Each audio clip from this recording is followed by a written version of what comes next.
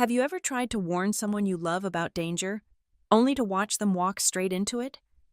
I never imagined that protecting my father's legacy would turn into a legal war that would bring the sheriff to our doorstep. I warned my mother about Steve, the man she rushed to trust after Dad's death, but when she dismissed my concerns and let him tear apart everything my father built, I had no choice but to fight back. And when that sheriff's cruiser pulled up to the house that morning, with half the neighborhood watching, the truth finally came crashing down. My name is Samantha Calloway, Sam to everyone who knows me, and at 34, I thought I'd already faced the hardest day of my life when we buried my father 2 years ago. I'm a software engineer at Arden Systems in Portland, spending my days debugging code and managing server deployments. It's methodical work, predictable, nothing like the chaos that would soon consume my family. My father, Richard Calloway, was the kind of man who built things to last. For 35 years, he ran Calloway Construction, transforming empty lots into homes where families would create memories for generations. But his masterpiece wasn't any of the houses he built for clients. It was our family home in Hawthorne Creek, a stunning 1920s craftsman he'd spent 20 years restoring with his own hands. Every inch of that house told our story. The hand-carved oak banister he'd salvaged from a demolished hotel downtown, the built-in bookcases in the living room where he taught me to use a level when I was 12, the workshop in the garage where we'd spend Saturday afternoons, sawdust in our hair, classic rock on the old radio, building furniture that would outlast us both. This house is our family's heartbeat, Sam, he'd tell me, running his calloused hand along the original Douglas fir beams.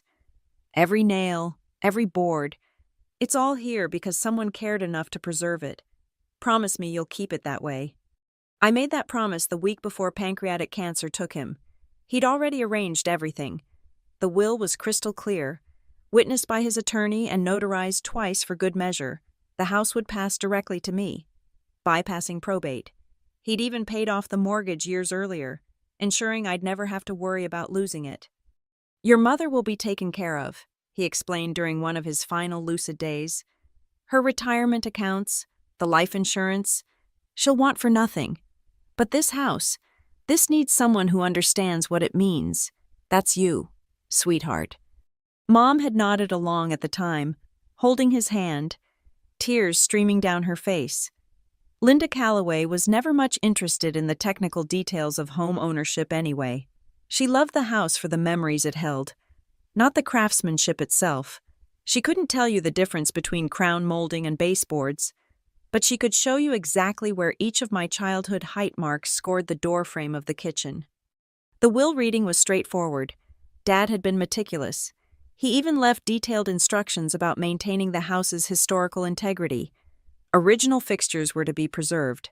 Any renovations had to respect the craftsman's style. The workshop was to remain a workshop. It was all there in black and white, filed with the county, irrefutable.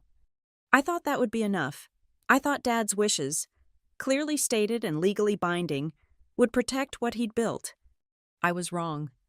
Because 11 months after we buried him, after the fog of grief had barely begun to lift, my mother met someone at her grief support group, someone who would look at our family home and see dollar signs instead of memories, someone who would test every promise I'd made to my father. His name was Steve Halpern, and from the moment he walked through our front door, I knew he would try to destroy everything my father had built. Steve Halpern entered my mother's life on a rainy Thursday evening at St. Matthew's Episcopal Church. The grief support group met in the basement every week, fluorescent lights humming over circles of folding chairs and boxes of tissues. Mom had been going for 3 months, finally ready to share her pain with strangers who understood the weight of loss. He lost his wife to breast cancer. Mom told me over coffee that Saturday, a faint smile playing at her lips, the first I'd seen in almost a year. He understands what it's like. Sam, the emptiness, the silence in the house. I was genuinely happy for her, after watching her drift through the house like a ghost for months. Seeing that spark return to her eyes felt like a gift. She deserved companionship, someone who could help her navigate the brutal landscape of widowhood. Steve seemed harmless enough at first. 61 years old, recently retired from managing a chain of hardware stores, with silver hair and the kind of easy smile that probably served him well in retail. He brought flowers when he picked Mom up for dinner. He fixed the stubborn latch on the garden gate without being asked. He even shared stories about his late wife, Margaret, tearing up at appropriate moments. But 6 months, that's all it took before he was moving boxes into my father's house. "It's just practical," Mom explained when I expressed surprise at the speed. "We're both lonely, both paying separate rents. Why waste money?" "Mom, you own the house free and clear. You're not paying rent." "You know what I mean. Steve's lease is up, and it seems silly for him to renew when we spend every evening together anyway." The unease started as a whisper in my gut. 6 months? My parents had dated for 3 years before getting engaged, but I pushed it down, telling myself I was being overprotective, that Mom was an adult who could make her own choices. The first red flag came 2 weeks after Steve moved in. I stopped by on a Sunday to help Mom with her computer, and found Steve in Dad's workshop, sorting through tools. "Just organizing a bit," he said, not looking up from the pegboard where Dad's hand tools hung in the same spots they'd occupied for 20 years. "Rick wouldn't want good tools going to waste." Rick, not Richard, not Mr. Calloway, not even your father. Rick, like they'd been buddies, like Steve had any right to that familiarity. "Those tools are exactly where they should be," I said, keeping my voice level. "Dad had a system." Steve laughed, the sound condescending. Sure, but some of us actually use tools, sweetheart. Your mom says you haven't touched any of this since he passed." Sweetheart, the word hit me like ice water. That was Dad's name for me, not his. "Sam's been busy with work," Mom interjected, appearing in the doorway with that nervous smile she wore when trying to keep peace. "Steve's just trying to help. Honey, he's very handy." Over the next few weeks, Steve's helping escalated. The antique mirror in the hallway was replaced with something more modern. Dad's leather recliner disappeared, replaced by a gaudy massage chair. The family photos along the stairway were taken down for cleaning and never returned. "Mom," I said during one of our lunches downtown, far from Steve's ears. "Dad left that house to me for a reason, to preserve it. Steve can't just change everything." She stirred her soup, not meeting my eyes. "It's still my home too. Sam, for now, anyway, and Steve lives there. Don't we have a right to be comfortable?" "Of course, but—" "Your father's gone, honey." The words came out sharp, then her face crumpled. "I'm sorry, I didn't mean— It's just, I can't live in a shrine. Steve makes me feel alive again. Can't you understand that?" I wanted to understand and support her. But when she said Steve was already talking about their plans for the house, about its potential, every alarm bell in my head started screaming. "Mom, Dad left the house to me specifically. Steve needs to understand that—" "Oh, Sam," she sighed, reaching across to pat my hand. "Always so worried about technicalities. We're family now. Steve would never do anything to hurt us." But I'd already caught him on Zillow, looking at our house's estimated value, $2.4 million. "Just curious about the neighborhood," he'd said when I confronted him.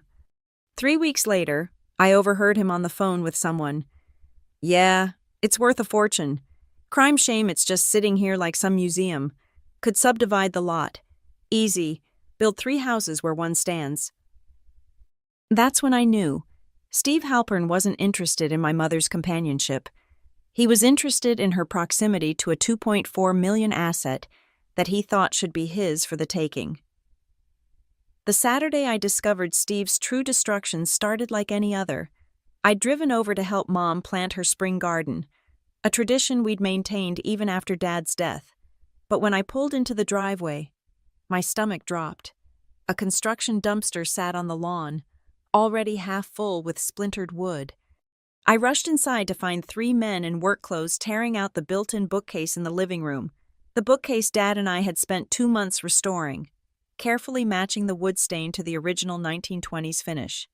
"Stop!" I shouted, my voice cracking. "What are you doing?" The workers paused, looking confused. Steve emerged from the kitchen, coffee mug in hand, wearing Dad's old flannel shirt, the one with the paint stain from when we'd refinished the deck. "Ah, Sam, didn't expect you so early."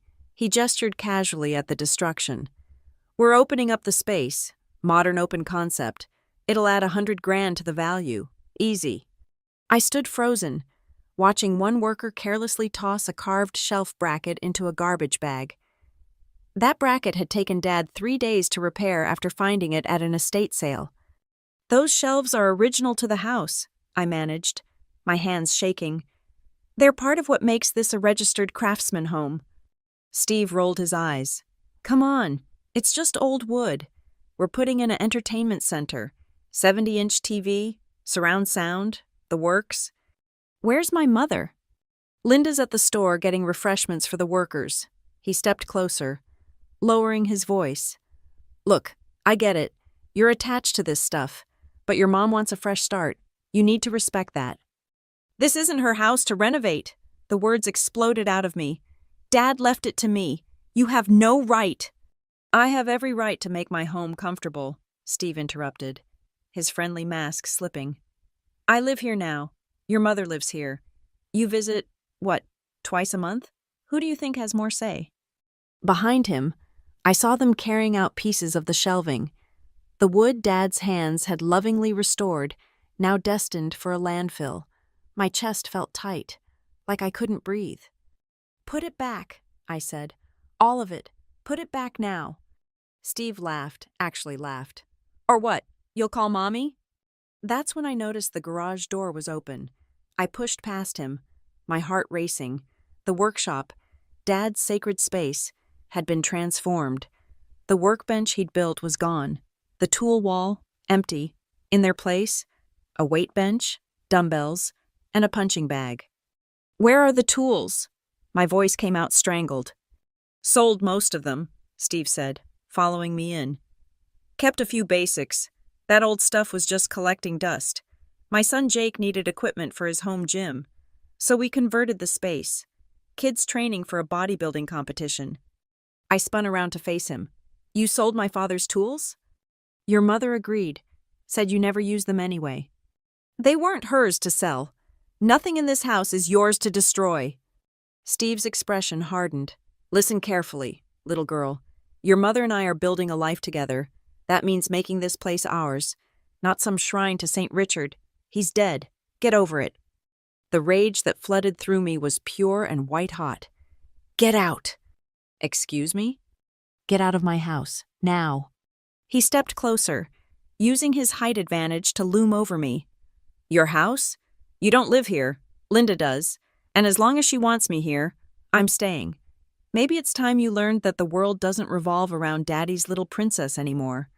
Mom arrived home an hour later to find me sitting on the front steps, crying. The workers were hauling out the last pieces of the bookcase. "Sam, honey, what's wrong?" I looked up at her, mascara probably streaking my face. "He's destroying everything Daddy built. Everything." She sat beside me, but her arm around my shoulder felt tentative. "It's just furniture, sweetheart. Steve's trying to make improvements." "Improvements?" I pulled away from her. "Mom, he sold Dad's tools. He's ripping out original architectural features. This isn't improvement. It's vandalism." "You're being dramatic." "Am I? Do you know he's already looking at the house value? Talking about subdividing the lot?" Mom's face went pale, but she recovered quickly. "He would never. You must have misunderstood." "Mom, please, I'm begging you, make him stop." She stood up, brushing off her jeans. "Sam, I know this is hard, but Steve is part of my life now. He's trying to help, to contribute. Your father would want me to be happy. Dad would want his life's work preserved. That's why he left the house to me." "Well, maybe he should have thought about how that would make me feel." The words burst out of her, sharp and bitter. "Living in a house I don't even own, like some tenant in my own home." The silence that followed was deafening. Mom's hand flew to her mouth, but the damage was done. "Is that what Steve tells you?" I asked quietly. "That you're a tenant? That you don't belong here?" She didn't answer, but she didn't need to. I could see it in her eyes. Steve had been poisoning her against me, against Dad's wishes, probably from day one. That night, I called a locksmith to change the locks.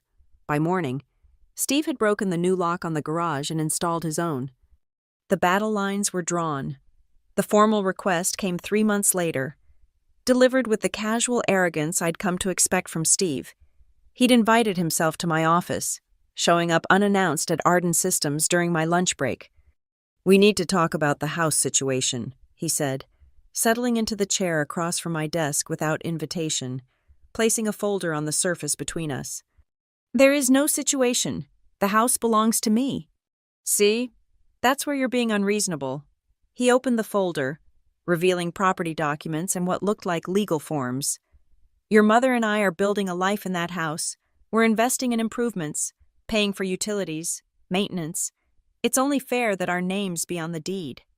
I almost laughed at the audacity. "You want me to sign over ownership rights to my inheritance?" "Not sign over, share. We'd be co-owners. Think of it as protecting your mother's interests." "My mother has lifetime residency rights. She's already protected." Steve's jaw tightened. "Lifetime residency?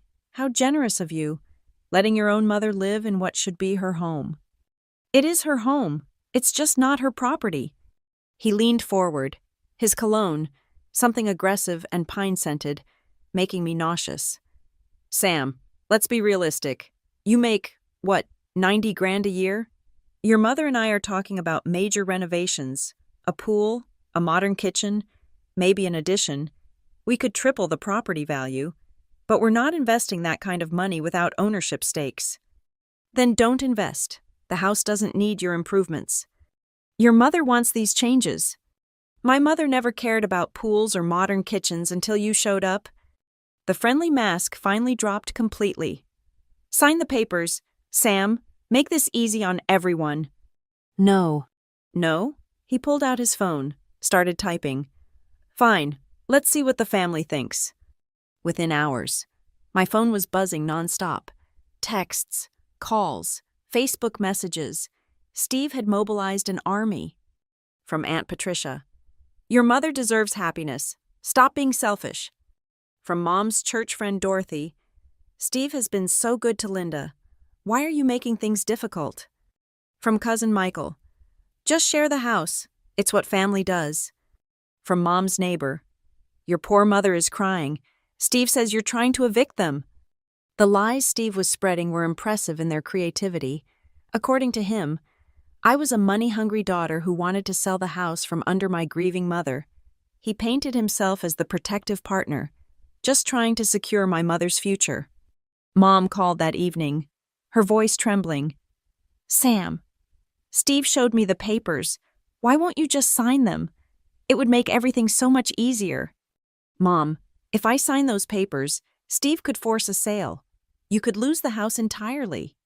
"He would never. He's already talked about subdividing the lot. I heard him." "You misunderstood. He was just exploring options for our retirement." "Your retirement is funded. Mom, Dad made sure of that." Silence on the line. Then, "The church is having a potluck on Sunday. Would you come? People are asking questions, and I don't know what to tell them." The emotional manipulation was masterful. Steve had turned my mother's entire social circle against me, making me the villain in a story where I was trying to protect my father's legacy. But the real escalation came the following week. I received an invoice in the mail from Halpern Home Improvements, $47,000 for renovations and improvements. The letterhead was official-looking, complete with a business license number. The itemized list was infuriating. Master bathroom renovation, $15,000. Steve had installed a cheap hot tub. Kitchen upgrades, $12,000. He'd replaced one appliance. Garage conversion, $8,000. His son's gym equipment. Landscape improvements, $7,000. He'd cut down Dad's fruit trees. Project management fee, $5,000. At the bottom, in bold letters, payment due within 30 days, or we will pursue legal action for recovery. I called Mom immediately.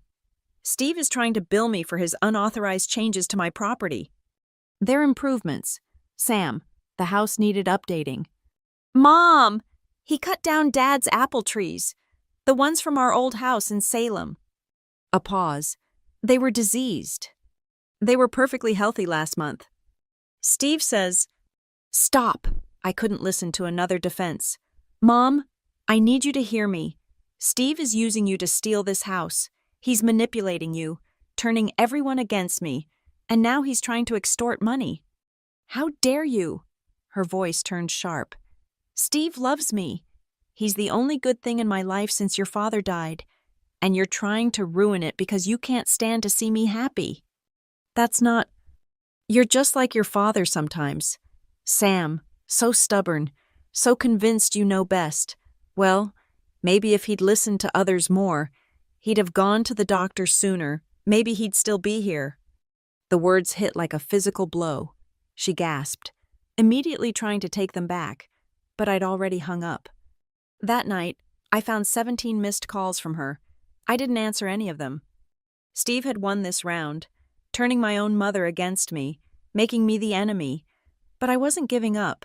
The house, Dad's legacy, was worth fighting for, even if it meant fighting alone. 2 days later, I found a business card on my car windshield. Martinez and Associates, Real Estate Law, on the back, in Steve's handwriting, last chance to do this the easy way. The war was escalating, and Steve had just revealed he'd hired lawyers. But he'd underestimated one thing. I was Richard Calloway's daughter, and we never backed down from a fight. I made one last attempt to reach my mother, to cut through Steve's web of manipulation.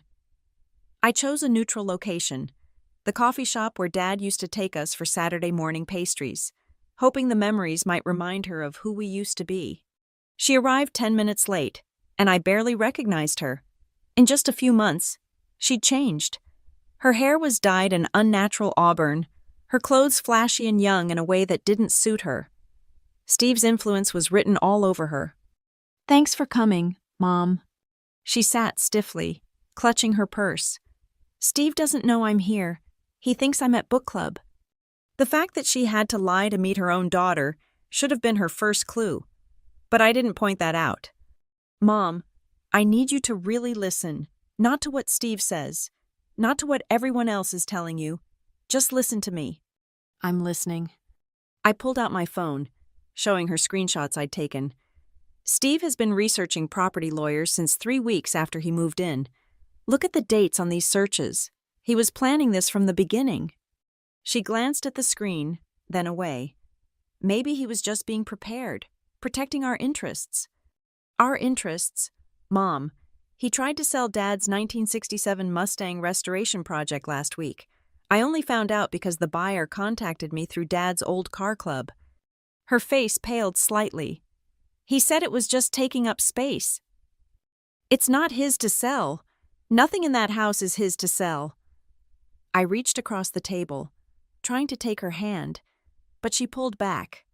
Mom, I've already consulted with a lawyer. I can file an injunction to stop all the changes. I can even push for eviction if Steve continues destroying the property. Eviction? Her voice rose. You would throw your own mother out? Not you, Mom. Never you. Just Steve. We're together now. You can't separate us like we're roommates. I love him, Sam. Do you? Or do you just fear being alone? The slap came so fast I didn't see it coming. The crack echoed through the coffee shop, making other patrons turn and stare. My cheek burned, but not as much as the betrayal. Mom's hand flew to her mouth, tears already forming. I'm sorry, I didn't mean... Steve's really done a number on you, hasn't he? I stood, gathering my things. The mom who raised me would never have done that. Sam, please. I'm going to protect Dad's house. Mom, with or without your support, I suggest you think hard about which side you want to be on when this gets legal. You're going to sue us? I'm going to sue Steve. Whether you're included depends on your choices. I left her crying in the coffee shop. It was the hardest thing I'd ever done, walking away from my mother. But Steve had poisoned her against me so thoroughly that reasoning with her was impossible. That evening, I received an email from Martinez and Associates. The subject line, "Cease and desist, harassment of Steve Halpern and Linda Calloway." The letter was professionally crafted bullshit, accusing me of intentional infliction of emotional distress, interference with quiet enjoyment of property, harassment and intimidation, attempted extortion. They claimed I was threatening eviction to force property transfer. They gave me 48 hours to sign an agreement promising to stop all hostile actions and to enter good faith negotiations regarding property ownership. I forwarded it immediately to Carla Jennings, the lawyer I'd consulted. Her response was swift. "This is garbage meant to scare you. They have no case. However, it shows they're escalating. We need to act first." But Steve wasn't done with his pressure campaign. The next day, my boss called me into his office. "Sam, I received a concerning call from someone claiming to be your stepfather. He says there's a family property dispute that might affect your work performance. Something about potential criminal charges?" My blood boiled. He's not my stepfather, and there are no criminal charges. He's trying to manipulate the situation. I figured as much, but I wanted you to know, maybe take a few days. Sort this out? Steve had crossed another line, trying to jeopardize my career, but worse was coming. That weekend, Mom called 15 times. I finally answered on the 16th. "Sam, please come to the house. Please. Steve's arranged a family meeting to resolve everything. Pastor Williams will be there to mediate." Ambush? You mean? "No, honey, just a conversation. Please, for me." Against my better judgment, I agreed, but I wasn't walking in unprepared. I contacted Carla, who advised me to record everything if legal in Oregon. It was, as long as I was part of the conversation. I also compiled my evidence, the original will and property deed, photos of Steve's destruction, screenshots of his property searches, the fraudulent invoice, records of items he'd sold without permission. Sunday arrived gray and drizzling, matching my mood. When I pulled up to the house, I counted 8 cars. Steve had assembled his army. Inside, the living room was packed. Mom's church friends, Steve's son Jake, a muscled 20-something who looked like he lived on protein shakes, several neighbors, and Pastor Williams, who'd known our family for 20 years. Steve stood by the fireplace, my father's spot, like he owned the place. "Sam, thank you for coming," Pastor Williams began. "We're all here because we care about this family and want to see healing. With respect, Pastor, this isn't a family counseling issue. This is about property theft and destruction." Gasps around the room. Steve had clearly painted a very different picture. "That's exactly the kind of hostile attitude that's tearing Linda apart," Steve said, putting his arm around my mother. "All we want is fairness. I've invested thousands in this house. You've destroyed thousands of dollars worth of original architectural features. I've modernized a dated property that was falling apart. It was in perfect condition. My father maintained it meticulously." "Your father is dead!" Steve's mask finally slipped completely, his face red with anger. "And his precious house should belong to the living, not be some monument to the dead." The room went silent. Even Mom looked shocked. I stood up, my voice steady despite my shaking hands. "Steve, you have 30 days to vacate my property. Mom, you're welcome to stay forever. But he goes, if he's not gone by the deadline, I'll have the sheriff remove him." "You can't do that," Steve snarled. "Actually, I can. My lawyer has already prepared the eviction notice. You're a tenant without a lease, living in my property against my wishes." I turned to address the room. "You all think I'm the villain here, but Steve has been planning to steal this house since the day he moved in. He's destroyed my father's workshop, sold his tools, cut down memorial trees, and torn out original fixtures. He's not trying to help my mother. He's trying to rob her daughter." With that, I left, ignoring the shouting behind me. Mom didn't try to stop me. That night, she texted, "You've ruined everything. Steve says we should fight you in court. Says we'll win. I don't want this. But you're leaving us no choice." I responded, "The choice was always yours. Mom, you chose him over Dad's legacy. Now we'll let the law decide." Monday morning, I sat in Carla Jennings's office, surrounded by boxes of documentation. Carla was everything you'd want in a lawyer. Sharp, methodical, and utterly unimpressed by bullies like Steve. "This is actually worse than you initially described," she said, reviewing the photos of the destroyed bookshelf and workshop. "He's violated the Oregon Heritage Property Protection Act. Your house's craftsman designation means certain features are legally protected." I didn't even know that was a thing. Most people don't, which is why people like Steve get away with this vandalism. She pulled up multiple documents on her computer. "I've been doing some digging on Mr. Halpern. This isn't his first rodeo." My stomach dropped. "What do you mean?" Steve Halpern was involved in a similar situation in Bend 5 years ago, moved in with a widow, tried to claim ownership of her property, ended up in court. The case was settled out of court, but the pattern is clear. He's a predator. Essentially, yes, he targets vulnerable widows with valuable properties. Carla turned her screen toward me. He also doesn't actually own those hardware stores he claims to have managed. He was a floor supervisor at one location. The retirement he mentions? He was let go for inventory discrepancies. The pieces were falling into place. Steve wasn't just an opportunist. He was a professional con artist. "What about the invoice he sent me?" Carla laughed.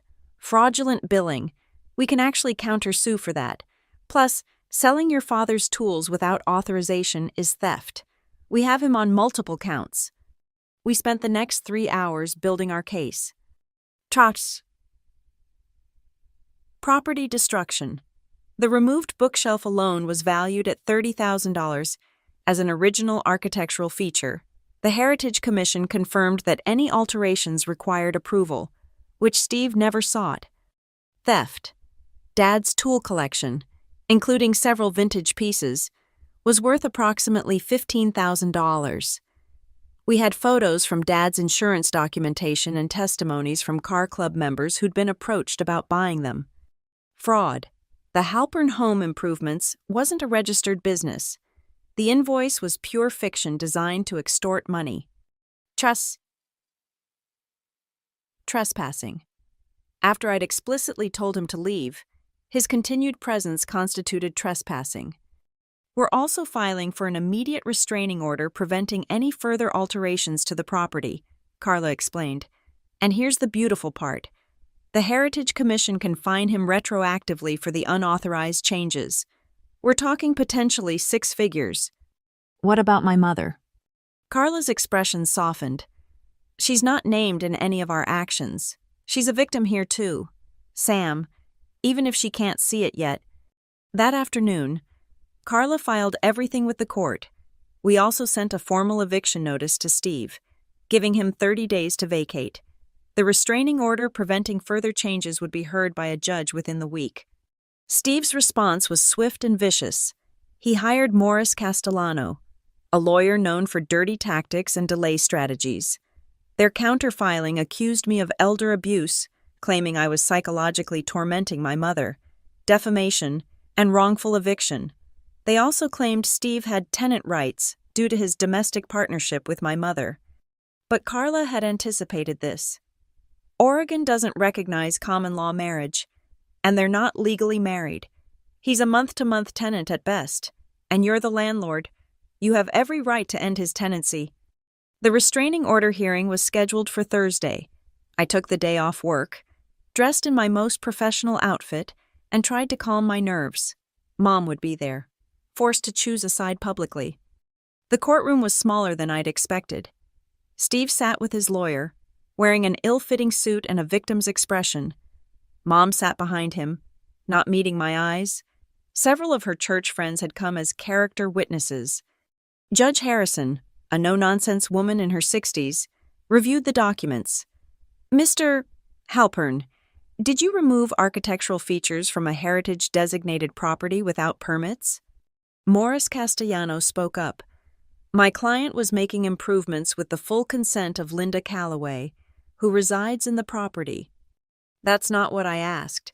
Did your client remove original architectural features? Steve shifted uncomfortably. I was updating an old house. Yes or no, Mr. Halpern? Yes, but... Did you sell tools belonging to the estate without authorization from the property owner? Linda said, Ms. Calloway is not the property owner. Ms. Samantha Calloway is. Did you have her authorization? No. Judge Harrison looked at the invoice. Did you bill Ms. Samantha Calloway $47,000 for unauthorized changes to her property? They were improvements that you made without permission to a property you don't own, then tried to bill the actual owner for?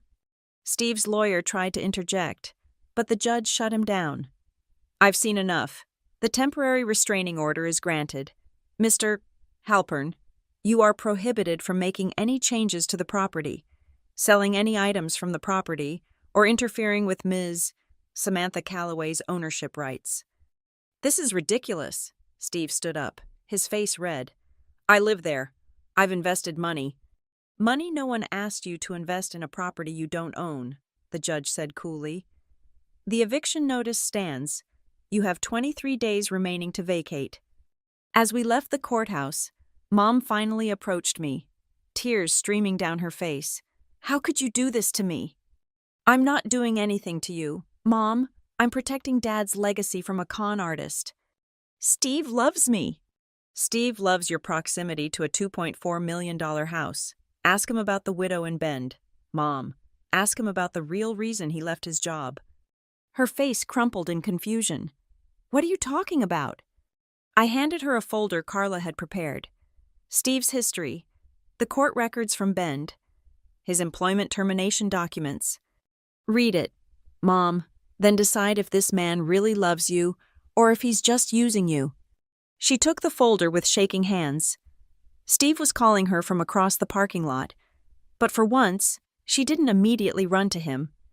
I still have 3 weeks to fight this, Steve shouted at me. This isn't over. You're right, I called back. It's not over until you're gone and paying restitution for everything you've destroyed. The morning of the deadline arrived with unusual warmth for Portland in spring. I'd taken the day off.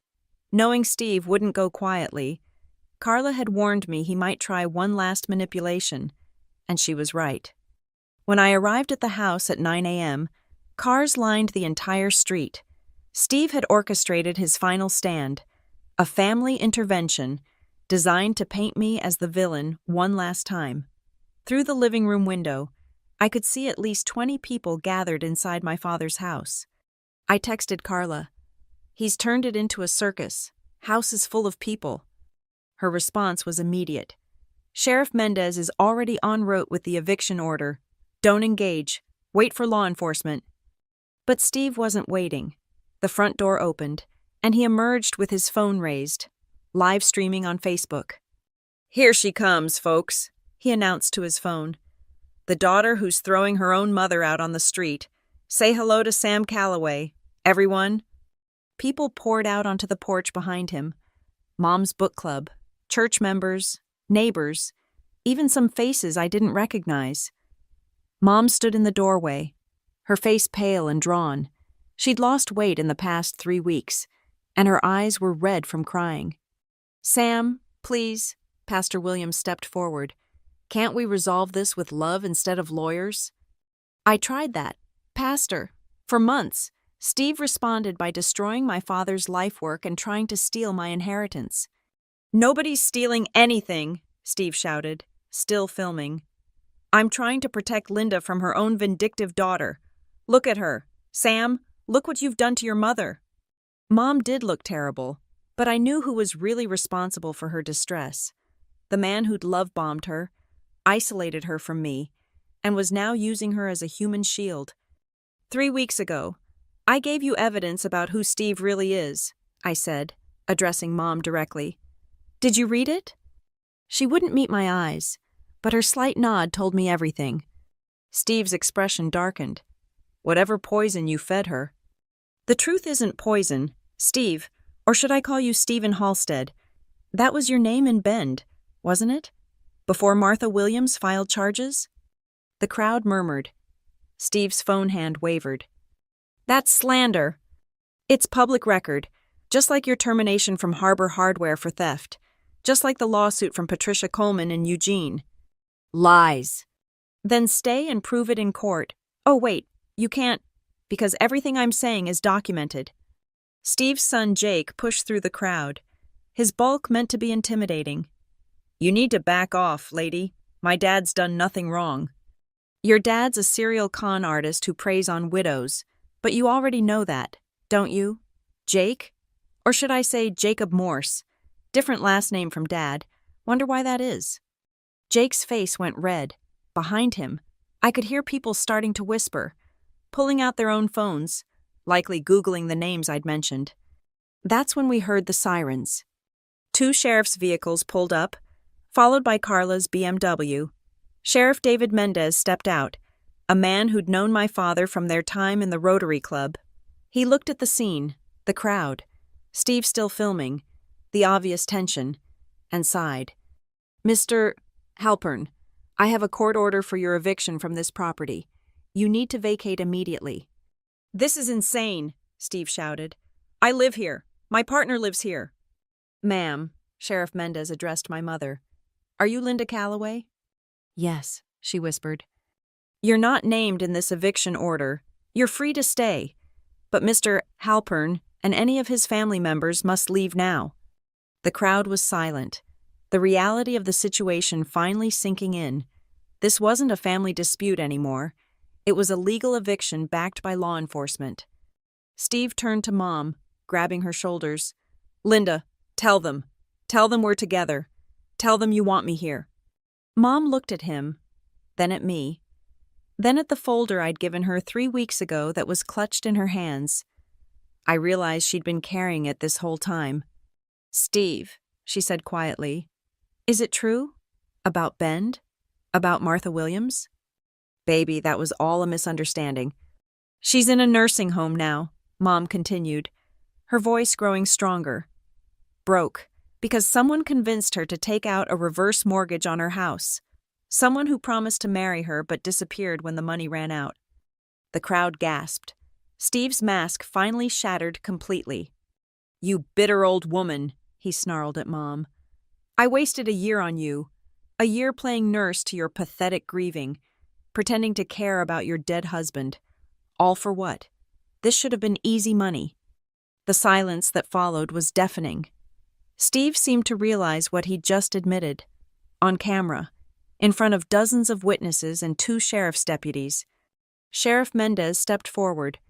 Mr. Halpern, you need to leave. Now. Your belongings will be placed on the curb. You have 1 hour to collect them. This isn't over, Steve shouted at me. I'll sue you for everything. Get in line, I replied.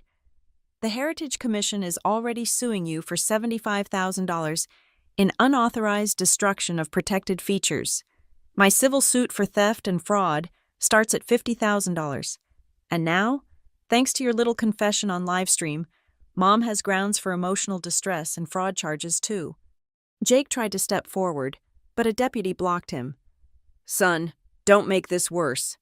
Steve looked around at the crowd he'd assembled to support him, but the faces that had been sympathetic were now cold, disgusted. Several were re-watching the live stream he'd foolishly created, his confession captured forever. Dorothy from Mom's book club spoke up.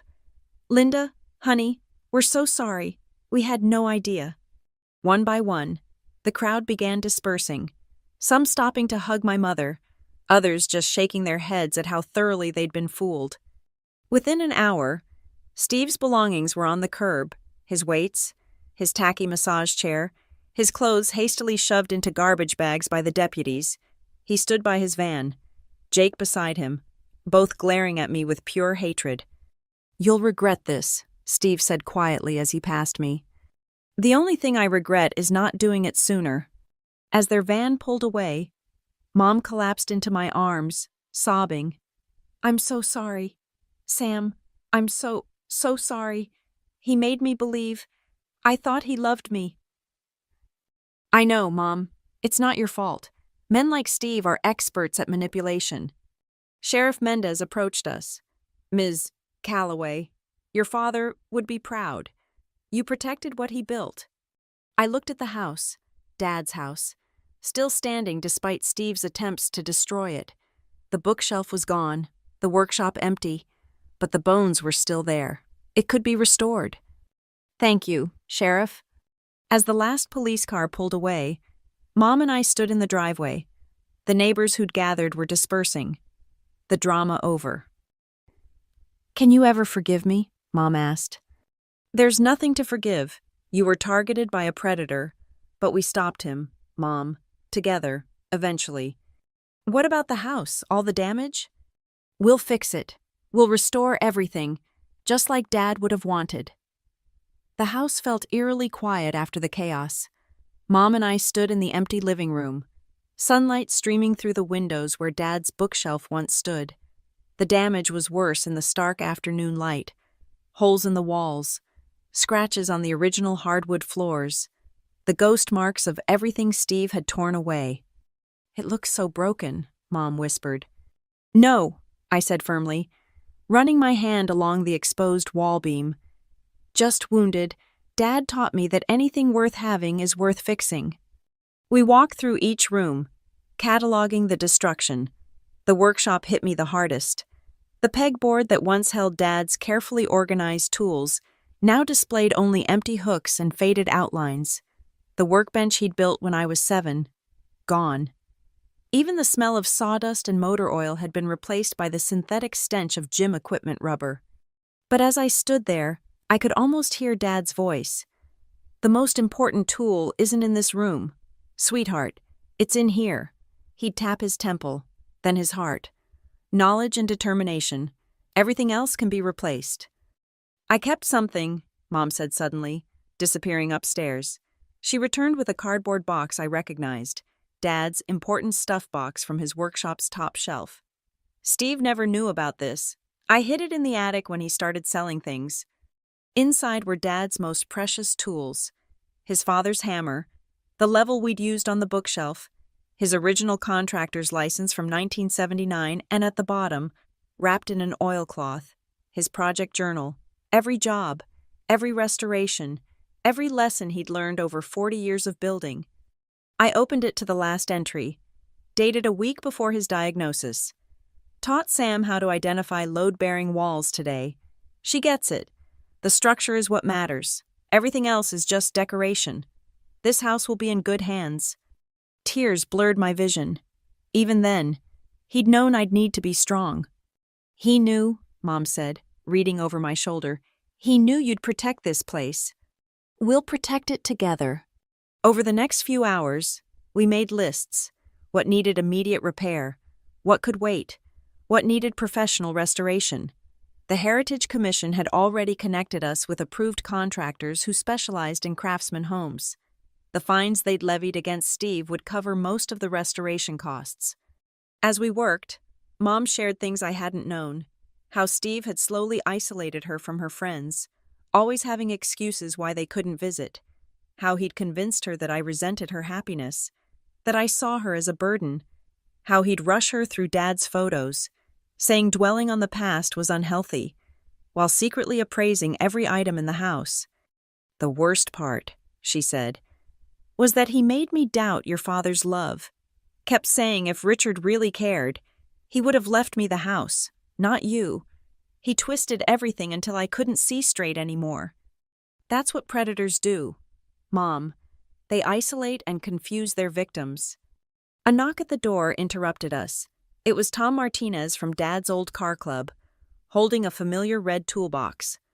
Heard about what happened, he said gruffly. This was in the shop. Rick lent it to me for a project last year. Figured you might want it back. Also, he gestured to his truck. The boys and I bought back what we could from the pawn shops. Couldn't let Rick's tools end up with strangers. Behind him, 3 more trucks pulled up. Dad's friends, contractors, carpenters, the men who'd worked alongside him for decades. started unloading tools, lumber, even a vintage workbench similar to the one Steve had destroyed. "Rick helped us all at some point," Tom said. "Time we returned the favor." That weekend, they came back, not just the car club, but painters Dad had mentored, clients whose homes he'd saved, neighbors he'd helped over the years. The workshop was rebuilt in a day. The bookshelf would take longer. True craftsmanship couldn't be rushed. But the frame went up, strong and true. Pastor Williams came by to apologize, bringing several church members who'd been at Steve's intervention. They brought casseroles and apologies. Having learned the full truth about Steve's history, Dorothy from Mom's Book Club had done her own research and discovered 2 more victims in Washington state. "We're starting a widows' protection group at the church," she told Mom, "to educate people about these kinds of predators. Would you consider speaking to them? Your story could save someone else." Mom squeezed my hand. Yes, I would." 3 weeks later, as I stood in the restored workshop, I pulled out my phone to check the time and saw an email from Carla. Steve had been arrested in California, trying the same scam on another widow. Our case had established a pattern that would likely send him to prison. "Dad would be proud," Mom said from the doorway. She was holding 2 cups of coffee, looking more like herself than she had in over a year. The gaudy clothes were gone, replaced by her comfortable cardigan and jeans. Her natural silver hair was growing back. "Of both of us," I replied, accepting the coffee. We stood together in the workshop, surrounded by tools old and new, by the physical evidence of a community that had rallied to protect one of their own. The house still needed work. Healing takes time, but it was ours again. Dad's legacy, preserved. I touched the new workbench, already marked with its first project, a jewelry box Mom and I were building together. Dad always said the best inheritance wasn't money or property, but the knowledge and values passed down through generations. Steve had tried to steal our property, but he could never touch what really mattered. The love that built this house and the strength that protected it. "Come on," Mom said. "Let's go hang that first shelf, together." As we walked back into the house, I whispered a quiet thank you to Dad. His faith in me, even from beyond, had given me the courage to stand up to a predator and protect not just his house, but his widow, my mother, from someone who would have destroyed everything. The house stood strong around us, wounded but healing, a testament to the truth that some things are worth fighting for, no matter the cost. Thank you so much for listening to my story. I'd love to know where you're listening from. Please drop a comment below and let's connect. If this story resonated with you, please subscribe to the channel and share your thoughts. Have you or someone you know faced a similar situation with family property or dealt with someone trying to take advantage of a vulnerable family member? Your experiences matter, and sharing them helps others know they're not alone.